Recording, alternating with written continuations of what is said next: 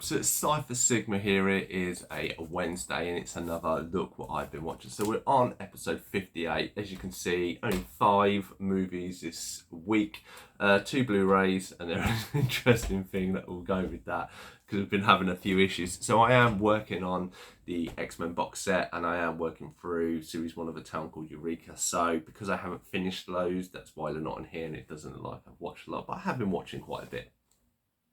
So as anybody watches the channel, this is what I've been watching over the past week. I go in reverse order to what I watched yesterday. So first one is another one of my anime list, and it's I Want to Eat Your Pancreas. So anybody who doesn't know, so I am a big anime fan. Obviously this is what is all behind me and obviously on my arm and stuff. Now with anime, if you can kind of think about it, there is a show for it. There is like cooking, baseball. There is times where someone dies and they become a slime in an RPG game. There is, I think there was one where they're a food dispensing machine. There are some weird and wonderful stuff out there, and there's some even graphic stuff that they've released in the past. So looking at the front picture, this very much looks like a nice surreal picture, but the name kind of does think it's a bit seeded. It's not, unfortunately. It is quite a nice movie. It is a very powerful movie, and I will give it that. I Want to Eat Your Pancreas, and basically it is about these 2 students. Sakura, if anybody doesn't know, is the name of Cherry Blossom, which is the trees in the background. So if you follow Naruto, she is called Sakura as well because she has pink hair. There's a bit of Japanese, Chinese for you to know. Apologies if I can't remember which one it is for. But she unfortunately has a condition where her pancreas doesn't work and she only has a few years to live. She comes across this young lad, and he's kind of keeps to himself, doesn't interact, and due to a kind of chance meeting of them, they then kind of strike up it's kind of a friendship, it's kind of a romance, it's kind of not. There are a lot of twists and turns. It is a very powerful story. I thoroughly enjoyed this. This actually was far better than what I was expecting. It's on the top 100 anime list, so you could kind of think it is going to be great. And there are other ones I've watched that I haven't enjoyed as much. But this is a great story. It's like an hour and 40 minutes, an hour and 48 minutes. It's the best part of 2 hours. And there are a lot of connections, and it does say it's a very emotional and powerful movie where these 2 characters meet and what they go for and something.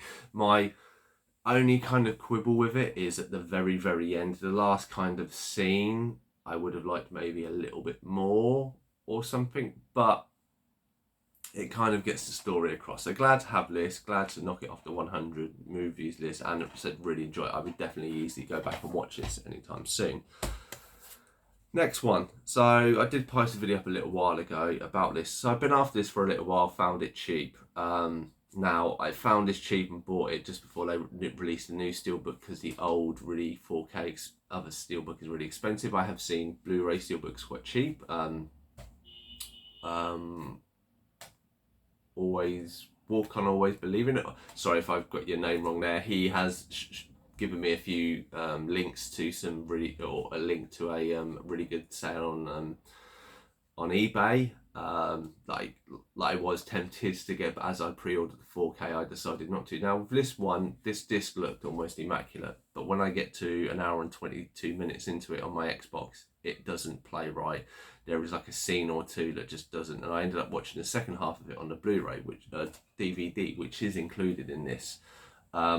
I don't know what's going on. I'm taking this to my mates at the weekend. I'm going to try it on his Xbox.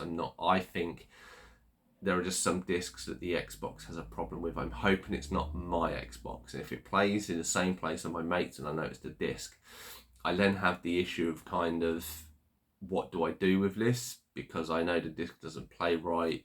But I'm getting a 4K anyway, so it wasn't going to stay around forever. But interesting thing. So anybody who's watched this is A Dream for the Dream. It is my favourite Christopher Nolan movie. I actually, rewatching this, I realised how good of a movie it was, how much I enjoyed it. But this is actually loosely based off this anime that I watched the previous week. So anybody who doesn't know, this is Paprika. This is a 2007 animated movie of basically a device that can go into your dreams and how it's kind of linked together. Never made this connection. Didn't know, but this is a loose inspiration for this. So if you like this movie and you're interested in anime, I'd definitely recommend picking up this. But yeah, Inception, really, really liked it.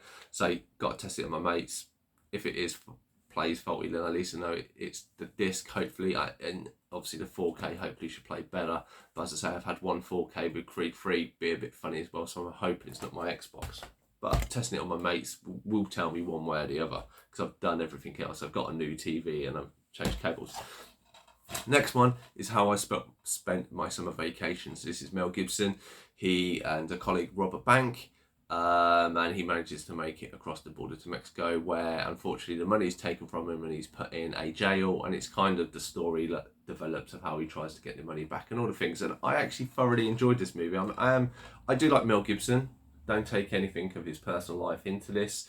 It is interesting to see him now, and he still is kind of the Lethal Weapon character from like the 80s, 90s movies when those come out. He still kind of retains a lot of that charm and craziness and a kind of weird mixture together, you know. And I think this is a really fun story. Obviously, death and everything else is involved in cartels, but I still enjoyed that.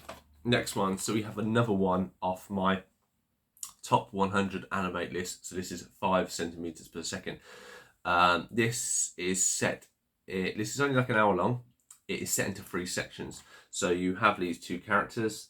The first one basically details that they were friends as a kid. They were writing letters, and he goes to see her when he's a teenager, and it's all doing this train journey, and it is quite emotional, quite strong. They have this, because they were friends as kids, they've moved apart and they're moving around, and they're trying to keep in contact by letters and stuff like this. And obviously this is their first kind of meeting in a few years. That is how the first 20 minutes goes. The next 20 minutes rewinds, and you have them kind of growing up as kids and kind of interacting with each other.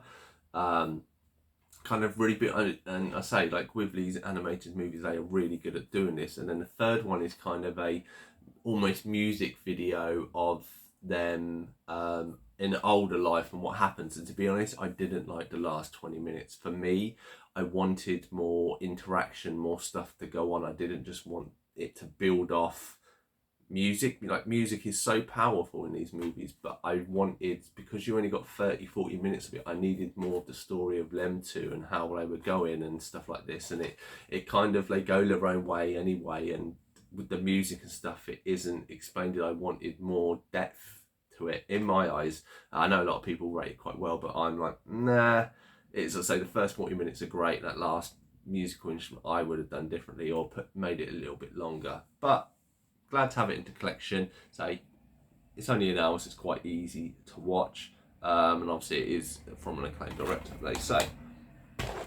Final one is Tron Legacy. For some reason, obviously we're talking there being a new Tron movie, I decided to grab this out of the pile from my collection. This wasn't in my to watch list, but I pulled this out and watched it anyway, just because I wanted to revisit it. Tron was made in and released in 1982, which was the year I was born, so it shows you how long. So I've watched this, I think this is the 3rd time I'm watching this, and I must admit, this is a movie that looks like a Tron movie but doesn't feel like a Tron movie. The CG is a little bit off with Clue and stuff like this. I don't think the sun is that great. I think that, you know, having stuff like Daft Punk in it, and there were bits like that, I just didn't enjoy it. It wasn't, it was very much kind of a modern day thing being put into a computer world, and I don't think a computer world would react the same as the modern world, even though it is.